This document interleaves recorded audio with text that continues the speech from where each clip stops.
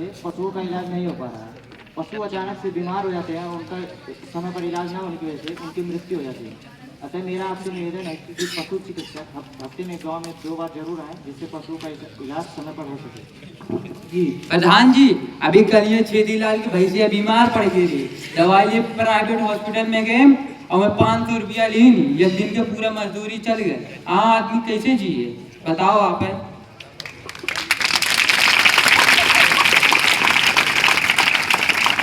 इसका जवाब मैं पशु चिकित्सक अधिकारी से जानना चाहता हूँ। सरपंच महोदय, यह सही है कि हम पशुओं का इलाज करने हमेशा नहीं जा पाते हैं, लेकिन हम सूचना मिलने पर इनके गांव में भी जाते हैं। हम चिकित्सालय के और चिकित्सालय के आसपास के गांव में जाकर पशुओं का इलाज करते हैं। इनका गांव दूर होने के कारण और इनके गांव की खराब सड़कों के कारण हम इनके गांव में हमेशा नहीं जा पाते हैं। अतः हम इनकी समस्या को समझते हुए अब हम समय निकालकर इनके गांव में भी समय समय से जाकर पशुओं का इलाज करेंगे। धन्यवाद महोदय। राम राम सरपंच जी। राम राम। हमारे वार्ड में कचरा फेंकने की समस्या हो रही है। माननीय सरपंच जी, हमारे वार्ड में कचरा फेंकने की समस्या हो रही है। लोगों को इसे वो कचरा इधर फेंक दे रहे हैं। अतः आपसे अनुरोध है कि समस्या का समाधान जल्द करें। हम आपकी समस्याओं को समझते हैं और हम इसी कड़ी में जल्द से जल्द हर गली गांव मोहल्ले में कचड़े बिटोरने के लिए गाड़ियां भी भिजवा दिया करेंगे और आप सबकी सारी समस्याओं को दूर किया जाएगा और स्वच्छता से जुड़ी जितनी भी समस्याएं उनका समाधान भी किया जाएगा। धन्यवाद सरपंच जी। सरपंच महोदय,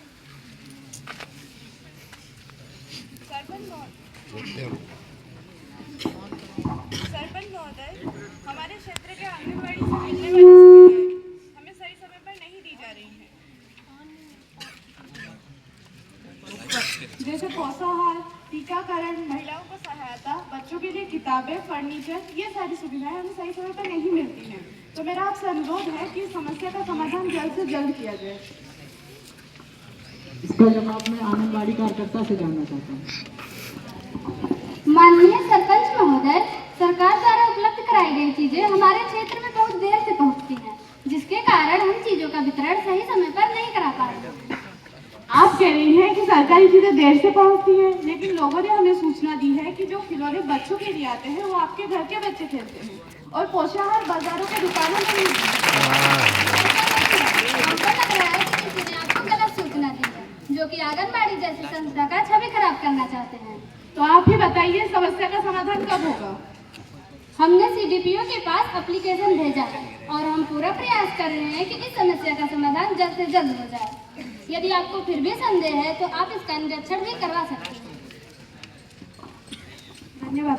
पहले ही बतावा कि खिलौनों मिला लगा ये तो अलगे फिर और चल रहा है।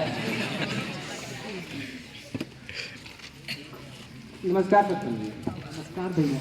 मैं वार्ड संख्या 6 का सदस्य हूँ और आप भी इसी गांव के एक व्यक्ति हैं, तो आप भी किसानों की आम समस्याओं से बनी बात कर चुके होंगे।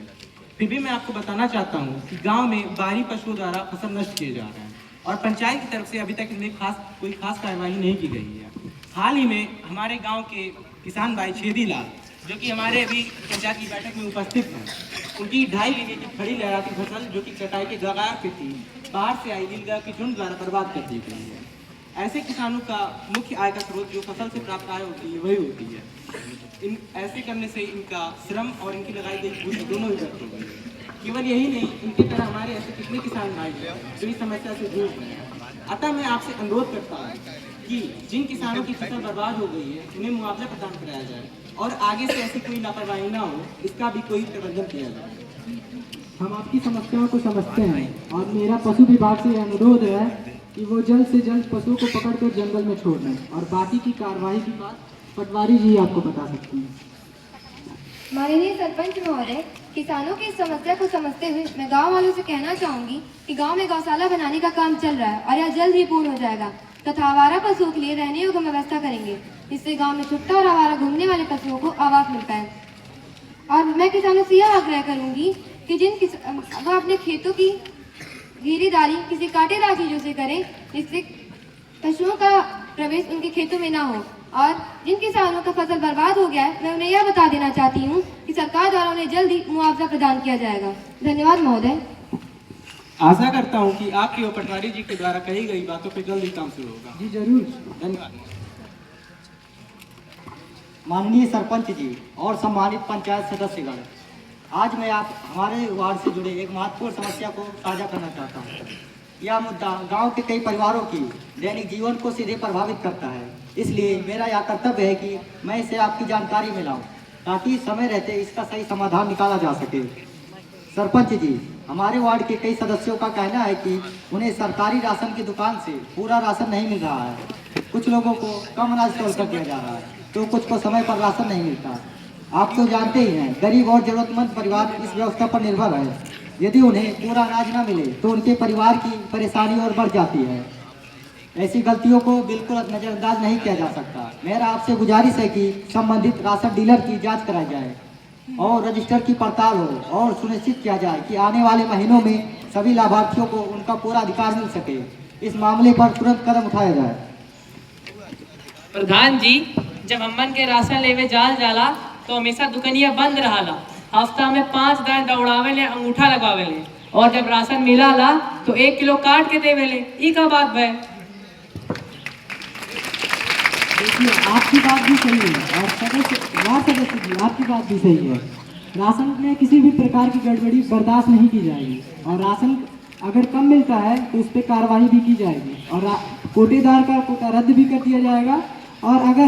और मैं इस पे खुद ही सख्त कार्रवाई करूंगा और अगले माह से हर व्यक्ति को पूरा सही राशन मिलेगा। इसकी जिम्मेदारी मैं खुद लेता हूं। अगर गलती और पाई गई तो कोटेदार का कोटा रद्द भी कर दिया जाएगा। उम्मीद है आप सहमत ही हैं। धन्यवाद महोदय। प्रधान जी, हमरो समस्या है। आओ भैया। प्रधान जी, हम किसानन के बहुत बड़ी समस्या है। हमन के मजबूरन पराली जलावे पड़त है और फिर तमाम नियम कानून के हवाला देकर हिसाब हमन पे जुर्माना ठोकत है और मजदूरी कम हैया है, ऊपर से मशीन भी उपलब्ध है। आप ही बतावा जी हमन के क्या करें। सभी किसान भाइयों को मेरा नमस्कार। आप सब सिर्फ गांव के ही नहीं बल्कि पूरे देश के विकास के सबसे महत्वपूर्ण स्तंभ हैं। हमें अपार दुख है कि आपको ना चाहते हुए पराली जलाना पड़ता है और इससे पुलिस प्रशासन मजबूरन कार्यवाही करता है। आप सबको अच्छे से पता है कि अगर आप पराली जलाएंगे वायु प्रदूषण होगा और साथ ही आपके सेहत के साथ साथ आपके पशु एवं आपके खेतों की भी उर्वरक क्षमता कम होगी। राज्य सरकार विभिन्न योजनाएं चलाकर आपके पराली को खरीद रही है, जो कि न सिर्फ आपके आय में भी बढ़ोतरी कर रही है बल्कि प्रदूषण भी कम हो रहा है। कब खरीद रही है? सबसे बड़ी समस्या आपको जानकारी नहीं है। मैं सचिव महोदय से अनुरोध करता हूं कि वे कृपया गांव वालों को इन सब चीजों की जानकारी दें और गांव में किसानों के समूह का गठन करके हम एक विस्तृत विवरण प्रदान करें, जो हम क्षेत्रीय कृषि विकास समिति के समक्ष पेश करेंगे और आपको पराली इकट्ठा करने वाली मशीन उपलब्ध कराई जाएगी, वो भी एकदम उचित दर पर। साथ ही सचिव महोदय से हमारा विनम्र अनुरोध है कि वे कृपया आप सभी किसान भाइयों को समय पर चौपाल आदि लगाकर विभिन्न नई तकनीकी विधियों एवं आदि सबकी जानकारी देती रहे, जैसे खाद, फसल बीमा योजना, उत्तम बीज, बीजों की रोपाई और बुवाई आदि सभी से संबंधित एवं नई फसल के बीज हम कहाँ से लेंगे उन सब के बारे में जानकारी देते रहें। और रही बात आपकी ट्रेनिंग वगैरह की, जो आपकी सबसे बड़ी समस्या है, तो हम समय समय पर ब्लॉक स्तर से उचित रिसोर्स पर्सन भेजते रहे हैं, लेकिन शायद आपको जानकारी ना होने की वजह से वो पंचायत भवन से ही चाय पानी पीकर वापस लौट जाते हैं। तो सचिव महोदय से हमारा सिफारिश ये है कि वे कृपया रिसोर्स पर्सन को किसानों तक पहुंचाएं और अगर हमें जरूरत पड़ती है तो हम जिलाधिकारी महोदय के समक्ष विज्ञापन देंगे कि आप सभी को किसी विशेष कार्यशाला आदि के बारे में सुविधा उपलब्ध कराई जाए, जो कि शायद आपके गांव में भी हो सकता है और आपको जिलाधिकारी से संबंधित किसी अन्य स्थानों पर भी आपको लिया जा सकता है। सभी ट्रेनिंग फ्री रहेंगी, कोई भी शुल्क नहीं देना होगा। और अगर भविष्य में भी ऐसी समस्या बनी रहती है तो हम अपना निजी नंबर सचिव महोदय को दे देंगे, आप उनसे हमारा नंबर लेके हमसे संपर्क कर लीजिएगा। और अगर फिर भी समस्या बनी रहती है तो हम जिलाधिकारी महोदय तक पहुंचने में कोई कसर नहीं छोड़ेंगे। धन्यवाद। आपको कुछ नंबर में देवो तो तू क्या करबो बताओ। देखिए, सरकारी व्यवस्था जो है आप सब जानते हैं कि भ्रष्टाचार रोकने के लिए हम कई सारी व्यवस्थाओं पर निर्भर होते हैं, सिर्फ हमारे हाथ में नहीं होता है और इसीलिए बहुत सारा समय लग जाता है। पिछले 2-3 सालों से बार बार आपको कहा जा रहा है, लेकिन अब की बार मैं आपको पूर्णतः विश्वास दिलाना चाहता हूं कि अगर क्षेत्रीय कृषि विकास समिति कोई निर्णय नहीं लेती है तो हम जाहिर सी बात है जिलाधिकारी महोदय को आप सभी का प्रतिनिधित्व करके उन तक आपकी बात पहुंचाएंगे। अब तो खुश हो गया हो ना? तू हर साल ये कहा तो मर्दवा देखा दिखा करा तो। देखिए, हम आपके रोज से परिचित हैं, आप सब आक्रोशित हैं, हमसे गुस्से में हैं, हम उसके लिए क्षमा चाहते हैं, लेकिन हम पूर्णतः विश्वास दिलाते हैं कि अगर आप फिर से आपकी सहायता नहीं हो पाई तो हम उचित निर्णय और उचित व्यवहार जिसके साथ जो करना होगा वो किया जाएगा। जिलाधिकारी महोदय हमेशा आपके गांव और किसानों की आय व्यवस्था पर चर्चा करते रहे हैं, हम उन तक आपकी बात जरूर पहुंचाएंगे। अगर क्षेत्रीय कृषक विकास समिति आपकी मदद नहीं कर पा रहा है तो हम जिला अधिकारी महोदय से जिला कल्याण विभाग से आपकी मदद करवाएंगे। धन्यवाद।